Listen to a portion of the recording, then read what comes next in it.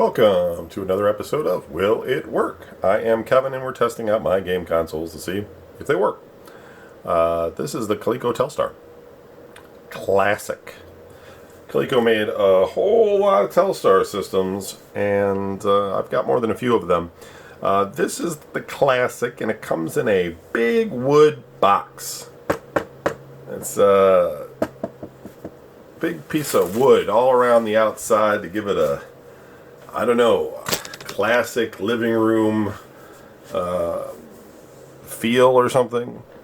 It looks like it's pretty limited in terms of games offered. We have tennis, hockey, and handball. We have the beginner, immediate, pro Switch, which that's the second time we've seen the three. I got an idea that one's going to make the large paddles smaller and the other one's going to speed the ball up. I have a reset button, no serve button, so it must all be auto serve. Is what it is. It kind of looks like here that might be a headphone jack, but pretty sure that's actually a power jack for the system. Does it run on batteries? It does not, which is unusual for a system, but this is so big and ungainly. I guess they meant it to be more of a console thing for under the TV. You gotta plug it in to play. Looks like sound comes out of here, and yeah, other than that, we've got our two dials. They feel all right. This one feels a little warped, like one of the kids got a little too excited with it, but we'll go ahead and plug it in and we'll see if it works. Let's plug it in together. That way if there's a big spark and a flame, there's some excitement. Everyone can watch as I scream as the house catches on fire and bodies are flying everywhere. I don't know why, like, all the cables always have to be in a big knot. I will say this much. Every time I've gotten an old Telstar unit out, it's come with the power supply, which kind of surprising, simply because they were a third party or an external purchase for most of the units. Since they all ran on batteries, they didn't come with the power adapter included. That's just how things were in the 70s. Everybody wanted you to do everything with batteries, made it more space age or something, I don't know. But always reminds me of Toys R Us back in the day. It's a toy store. If you're really young, you don't know Toys R Us was a toy store. It's sad that I have to tell people that, but that's just an age thing. And they sold all sorts of electronics in these toy stores, like Pong systems and things. There wasn't like an electronics store that necessarily sold. I mean, there might have been corner ones or something where somebody opened their own shop type of deal, and you also had your Radio Shacks. But for the most part, if you wanted something like this, it was a department store or a toy store.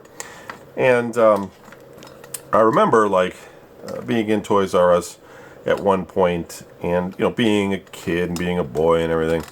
I knew, for instance, that good batteries were like Duracell or later on Energizer, and there were crappy batteries of all kinds that just were not very good that you could buy, and they would work for a little while, but they would never last very long.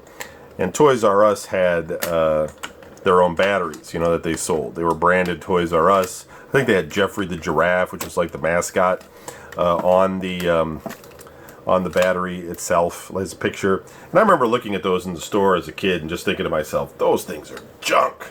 Those will never work. They're gonna die in no time. So even when I was a kid, I was a bit of a jerk. No, I'm just kidding. But well, maybe I was. Who knows? But I just remember those batteries being no good. Okay, so we got it off. Got it plugged in. Let's turn it on. And sounds like it's working. So we'll switch over to the video side and we'll take a look and see how she goes. Hang tight. Okay, we're looking at the Telstar Classic. And right off the bat, you can tell that the video signal is a little weak. It's a much more harsh black and white than we've seen with the normal AY8500 chip. So I'm thinking this actually may be a different microprocessor that's in here. I will look it up later in the show notes and see what it is that we have. But the fact that it's got this sort of, it's, you know, it's not like a toned gray. It's just like almost like bright white and, you know, black. And it's sort of like you're not seeing a lot of static interference. So that's just a lot of bleed from the RF signal itself, which is interesting. The controllers work. The left one is pretty smooth. The right one, it's jumping, so it needs some cleaning, but it's functional, so that's good. Yeah, the video display probably needs to be tightened up a little bit on the inside. So this is beginner. It's intermediate. This is beginner. We get the bigger paddles. And then Pro, I think, just makes the ball go even faster. Yeah. That's pretty crazy. That's pretty crazy fast there, Coleco. Trying to give kids some fast twitch. That's tennis.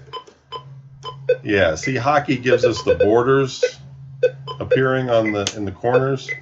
So that's definitely not the AY8500. This is something else, which is normal, which is, you know, cool. There's other chips that are out there. We've talked about them. You know, we've obviously seen the Atari ones. And we've seen some other variations out there, and this is one of them. It's just a very early one. You know, this might be a Texas Instruments chip or one of the other ones. And then handball, which is, you know, self-explanatory. So it works. It's a keeper. It's a little rough, but yeah, it's the Telstar Classic. How did they know it was going to be a classic when they first released it? It's kind of strange. All right. Thanks for watching.